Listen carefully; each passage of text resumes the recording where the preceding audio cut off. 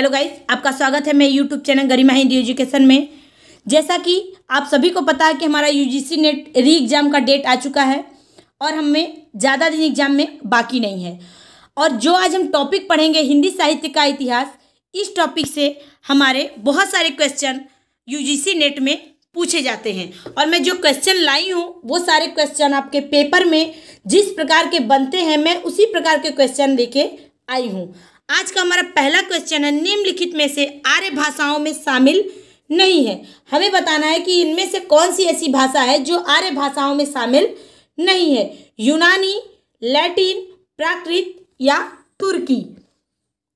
तो देखिए, आर्य भाषाओं में शामिल कौन नहीं है, तो वो है तुर्की। तुर्की जो है आर्य भाषाओं में शामिल नहीं है।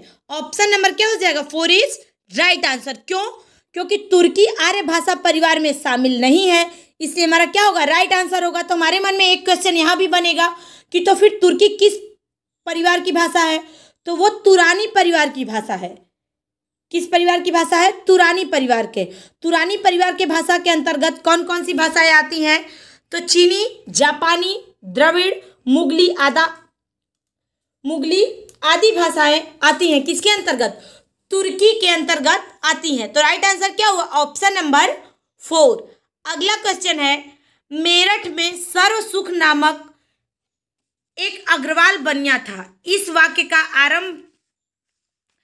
वाक्य से आरंभ होने वाली कृति कौन सी है?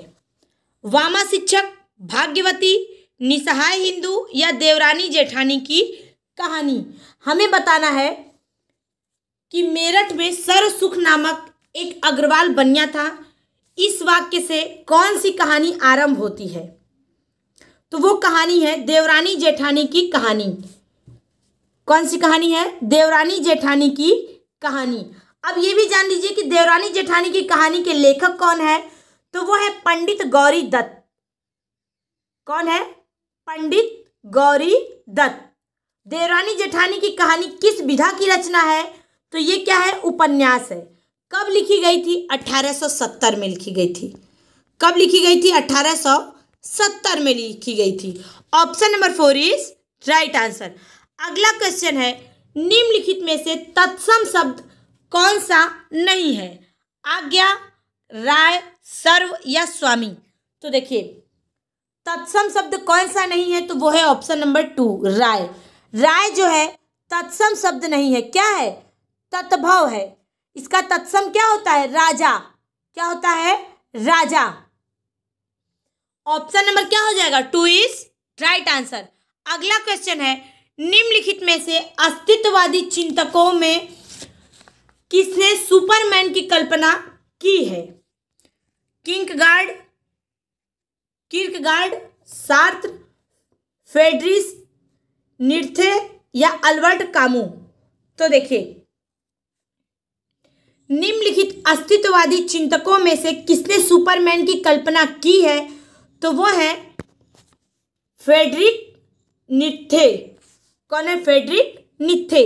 Option number 3 is right answer. इस प्रकार के क्वेश्चन अक्सर हमारे 1-2 क्वेश्चन पूछे जाते हैं यूजीसी नेट में। अगला क्वेश्चन है, परिवर्तन कविता में पंत के अनुसार परिवर्तन क्या है? नायक, नर्तक, निर्देशक या विदूषक। तो देखिए, सुमित्रा नंदन पंत ने एक कविता लिखा था परिवर्तन। हमें बताना है कि परिवर्तन कविता में सुमित्रा नंदन पंत के अनुसार परिवर्तन है क्या? तो परिवर्तन जो है वो है नायक। क्या है? नायक। सुमित्रा नंदन पंत हिंदी साहित्य में छायावादी युग के 4 स्तंभों में से एक थे।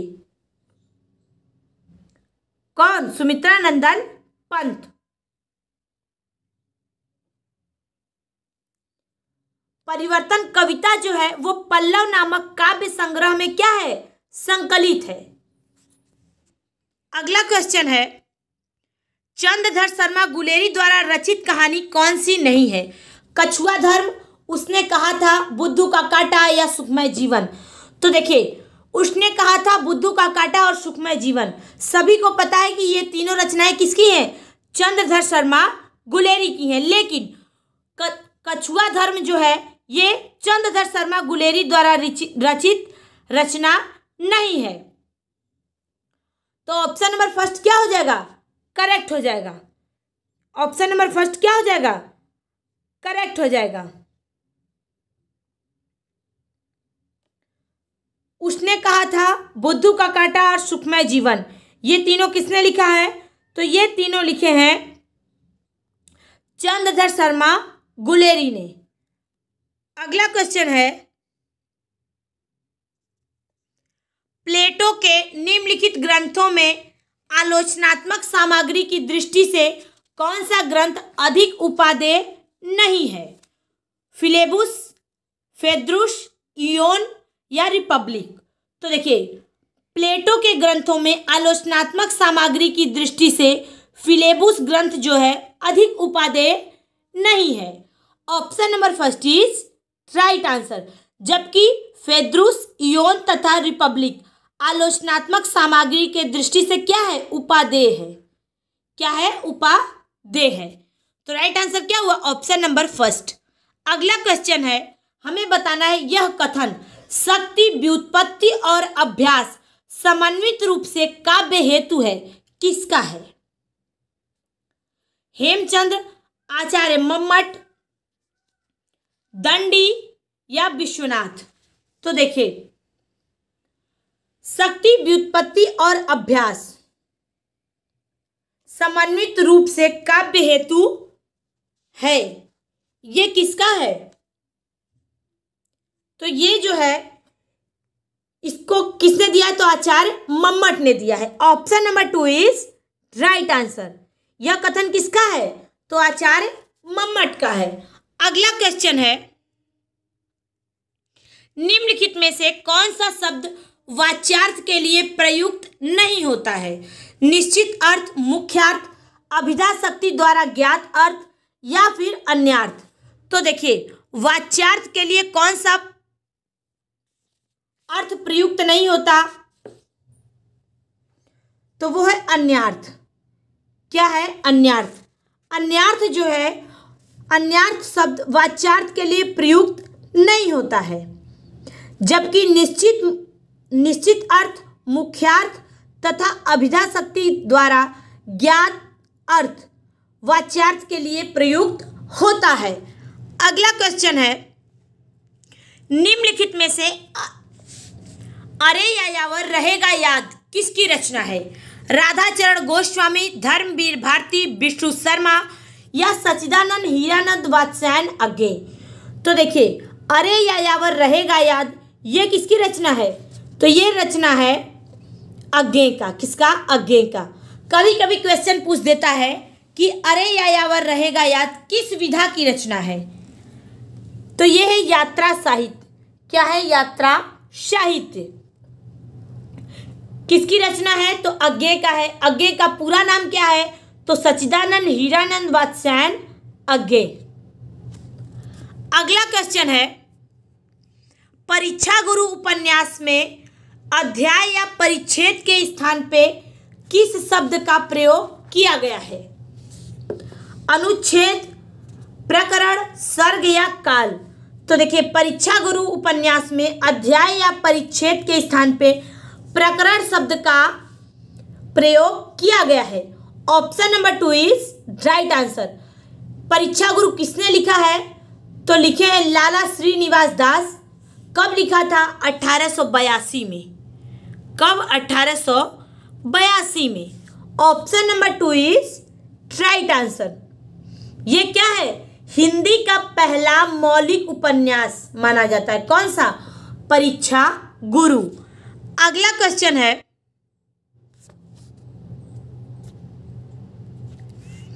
निम्नलिखित में से हिंद स्वराज के लेखक कौन है? महात्मा गांधी, जन्मालाल बजाज, महादेव देसाई या काशीनाथ त्रिवेदी? तो देखिए, हिंद स्वराज के लेखक कौन है? तो महात्मा गांधी हैं। कौन है? महात्मा गांधी है। गांधी जी ने कई सारी कृतियां लिखी थी, जैसे सत्य का प्रयोग, द वर्ड्स ऑफ गांधी, मेरे सपनों का भारत। ये सारी रचनाएं किसकी हैं? तो महात्मा गांधी की हैं। Option number first is right answer. अगला क्वेश्चन है, निम्नलिखित में से रत्न खान के रचयिता कौन है?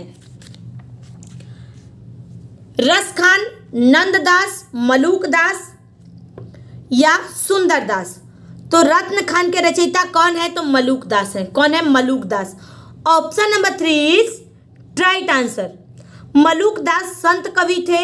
इन्होंने बहुत सारी रचनाएं लिखी थी, जैसे ज्ञान बोध, ज्ञान परोक्षी, भक्त वक्षावली, भक्ति विवेक, 12 खड़ी, राम अवतार लीला, ब्रज लीला, सुख सागर।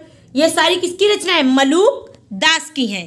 अगला क्वेश्चन है, हिंदी साहित्य का इतिहास दर्शन के लेखक कौन है? हजारी प्रसाद द्विवेदी, नलिन विलोचन शर्मा, राम स्वरूप चतुर्वेदी, विश्वनाथ प्रसाद मिश्र। तो हिंदी साहित्य दर्शन के लेखक कौन है? तो वो है नलिन विलोचन शर्मा। कौन है? Nalin Vilochan Sharma. Option number 2 is right answer. Nalin Vilochan Sharma Patna विश्वविद्यालय हिंदी के प्रधानाध्यापक और आलोचक भी थे, और इन्होंने ही हिंदी साहित्य का इतिहास दर्शन भी लिखा था। तो राइट आंसर क्या हुआ? Option number 2। अगला क्वेश्चन है, ईदगाह कहानी में मोहसिन मेले में कौन सा खिलौना खरीदता है? यहाँ क्या रहेगा? खरीदता है। वकील, सिपाही, खंजरी या भिस्ती? तो देखिए, ईदगाह कहानी है जिसको किसने लिखा है? प्रेमचंद ने लिखा है, और उसमें एक पात्र है मोहसिन। मोहसिन जो है मेले में जाके क्या खरीदता है? तो भिस्ती खरीदता है। क्या खरीदता है? भिस्ती खरीदता है। ऑप्शन नंबर क्या हो जाएगा? 4 इज राइट आंसर। अगला क्वेश्चन है, निम्नलिखित में से निर्मल वर्मा द्वारा रचित कहानी कौन सी नहीं है? अंधेरे में, दूसरी दुनिया, पिछली गर्मियों में या फिर बादलों के घेरे में? तो देखिए, हमें क्या बताना है? हमें बताना है कि इनमें से कौन सी रचना निर्मल वर्मा की नहीं है। तो निर्मल वर्मा की कौन सी रचना नहीं है? तो राइट आंसर क्या होगा? राइट आंसर होगा, राइट आंसर है ऑप्शन नंबर 4, बादलों के घेरे में। बादलों के घेरे में जो कहानी है वो निर्मल वर्मा द्वारा रचित कहानी नहीं है। ऑप्शन नंबर क्या हो जाएगा? 4 इज राइट आंसर। बादलों के घेरे में किसने लिखा है? तो कृष्णा सोबती ने लिखा है। ऑप्शन नंबर क्या हो जाएगा? 4 हमारा करेक्ट हो जाएगा। अंधेरे में, दूसरी दुनिया और पिछली गर्मियों में, ये किसने लिखा है? तो ये लिखा है निर्मल वर्मा। लेकिन बादलों के घेरे में जो है कहानी, वो किसने लिखा है? कृष्णा सोबती ने। अगला क्वेश्चन है, निम्नलिखित में से कौन सी रचना नंददास की नहीं है? हमें बताना है कि इनमें से कौन सी रचना नंददास की नहीं है। रूप मंजरी, विरह मंजरी, मान मंजरी या कवि प्रिया? तो देखिए, कौन सी रचना नंददास की कृति नहीं है?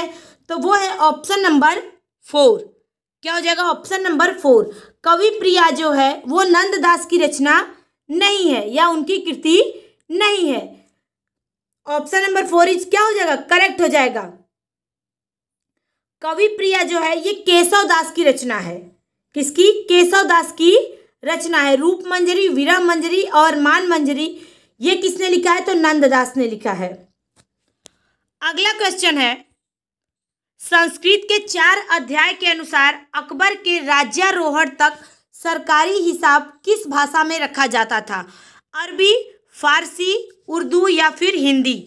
तो देखिए, संस्कृत के 4 अध्याय जो लिखा गया है, किसने लिखा है? रामचंद्र शुक्ल ने लिखा है।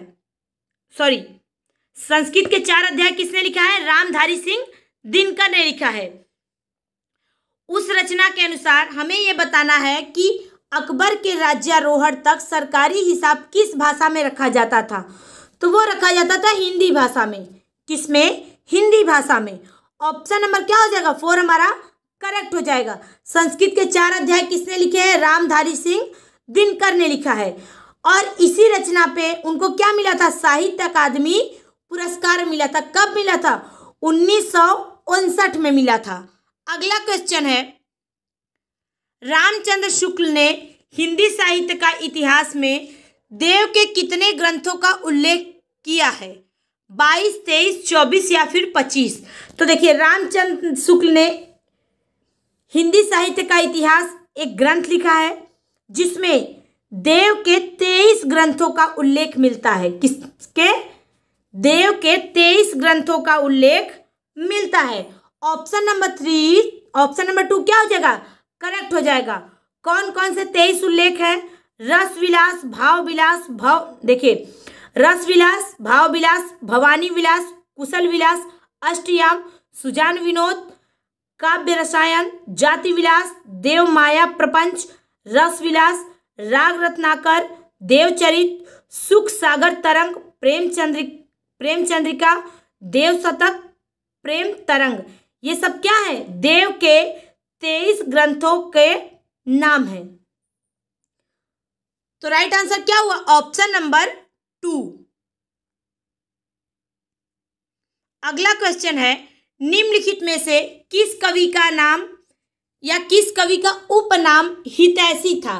तुलसीराम शर्मा, गोपाल शरण सिंह, अनूप शर्मा या जगदम्बा प्रसाद? तो देखिए, किस कवि का उपनाम हितैषी था? तो वो थे जगदम्बा प्रसाद। जगदम्बा प्रसाद का उपनाम क्या था? हितैषी था, जिनका जन्म मुरादाबाद, उन्नाव में हुआ था और इन्हीं का उपनाम था क्या? हितैषी। और इनकी रचनाएं हैं जैसे मातृ गीता, कल्लोलिनी, वैकाली, दर्शना, ये सब क्या है? इनकी रचनाएं हैं। किसकी? जगदम्बा प्रसाद की। Option number 4 is right answer. ये रहा हमारा आज का क्वेश्चन। मुझे उम्मीद है सभी लोगों को समझ में आया होगा। सभी लोग ध्यान से देखें। Thank you so much.